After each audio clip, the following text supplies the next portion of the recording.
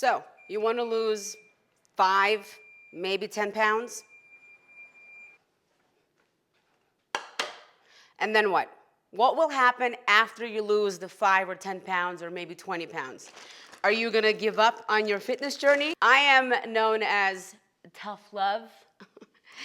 I'm Karina Rabin, personal trainer, certified nutrition coach, here to teach you how to get fit, how to work out, and most importantly, how to not give up on yourself.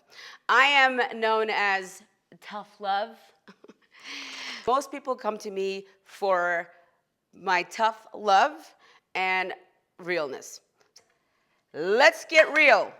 You want to lose 5 or 10 or 15 pounds. Okay, look, let's say you lost 5 or 10 or 15 pounds. Then what? What will happen after you lose the 10 pounds? What will happen? Let's think about that. Are you going to stop working out? Are you going to stop weighing your food? Are you going to stop eating healthy? What are you going to do? What will happen after you lose 5 or 10 pounds? What will happen?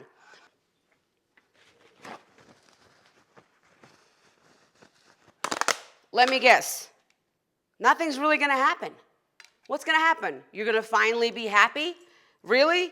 You're going to wait till you lose 5 or 10 pounds to finally be happy? Does that mean you're not going to be happy until you lose weight? So now you have a if-then type of relationship with yourself? Well, then my next question for you is, how long has it been since you've experienced happiness? If you're always waiting, if when I lose 5 pounds, then I will. Or if I lose 10 pounds, then I will. If I get this new job, then I'll start working out.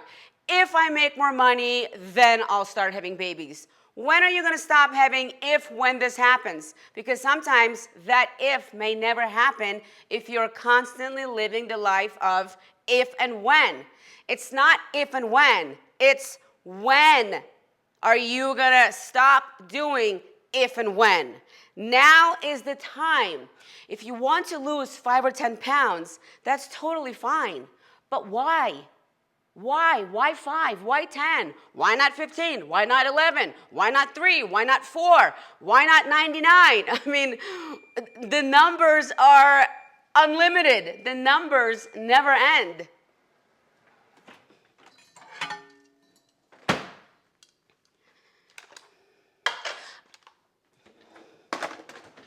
I used to want to be 115. I don't know where I got that number from, but that was my goal. My goal was 115. Everything was 115 ever since I was a teenager. I wanted to be 115. I now know where I got the 115 from, and it wasn't even my desire to want to be 115. It was one of my friend's moms. Her mom wanted her to be 115. Actually, the mom wanted to be 115, but she couldn't get 115, so she wanted her daughter to be 115 so her daughter can model. Her daughter never even modeled, and when I overheard that she wants her daughter to be 115, then I attached myself to the number of wanting to be 115, thinking, well, that must be the healthy number. Meanwhile, it's not. I once did reach 115. Not in a healthy way. I'm not proud of how I got to 115, but at least I can share with you that I did reach 115. And when I did reach 115, I looked in the mirror and asked myself, why am I still fat? I have been wanting to be 115 my entire life. And when I reached 115, nothing changed. And nothing changed. Actually, it even became worse because my entire life was spent on wanting to be 115. That when I finally reached 115, I was crying, asking myself, why am I still fat? Because the problem was never the scale. The problem was never reaching, the happiness was never going to be at 115. What needed to change is how I feel about myself, regardless of what the number is. What had to change is, what do I really want? Is it the number on the scale, or is it to see muscle? And 99% of women and men want to see muscle.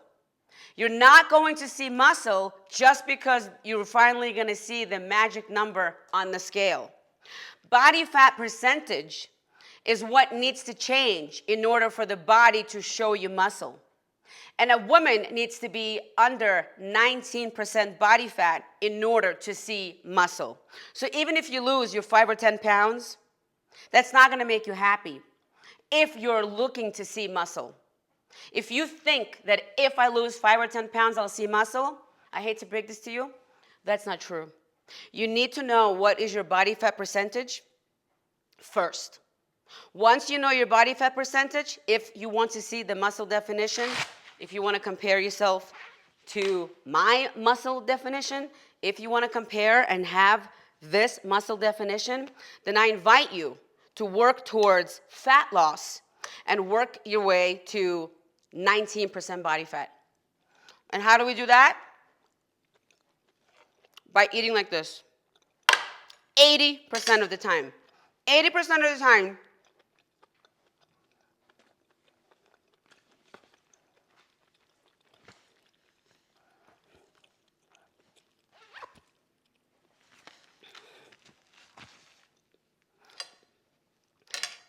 of the time, your food needs to be this clean.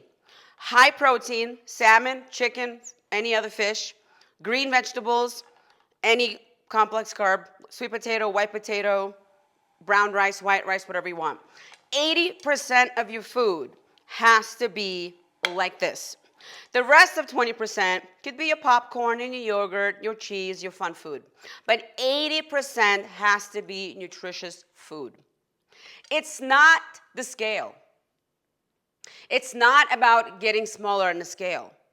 Because losing the number on the scale is also losing muscle.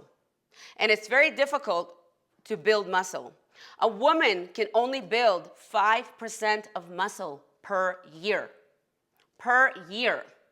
If you want to see that muscle definition, I highly invite you to stop trying to lose muscle and do everything you can in your power to maintain your muscle mass and build on. That's the only way. And my question for you today is, what do you want? Do you want to see the number go down on the scale, or do you want muscle definition? Because you cannot have both at the same time. Sometimes you can. It just depends on each individual. Leave me a comment below. Bon appetit.